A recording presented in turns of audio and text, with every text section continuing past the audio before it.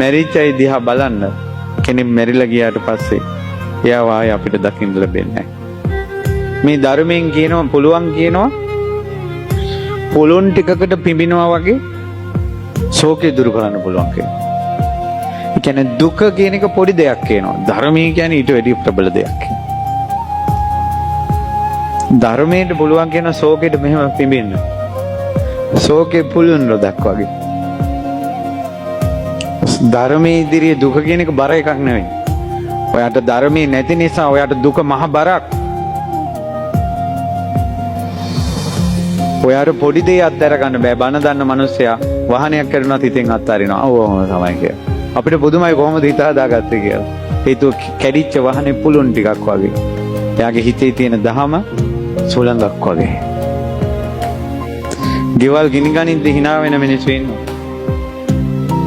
එක එක දරුවා ගෙදර ඥාති මැරෙද්දි හිත හදාගෙන ඉන්න මිනිස්සු ඉන්නවා. අනිත් මිනිස්සු කල්පනා කරනවා අපිට නම් පිස්සු ඇදේ මෙයා කොහොමද මේක දරාගත්තේ කියලා. එයාගේ ඇතුලේ ධර්මයක් තිබ්බා ශෝකයට පිඹින්න. ඔයාට දුක එනවාම තමයි. පිඹින්න හුලඟක් ඇතුලේ හදාගන්න. ධම් සුළඟ. දහමෙන් පිඹින්න පුළුවන් විදියට. ඔයාට එන කරදරවලට ජීවිතේට මුහුණ දෙන්නකෝ. පුදුම හිතේ බුදුරජාණන් වහන්සේගේ ධර්මය. එදාට ධම්මං සරණං ගච්ඡාමි කියනකොට ඒක ලේවලටත් දැනෙනවා පින්වතුනි. ධම්මං සරණං ගච්ඡාමි.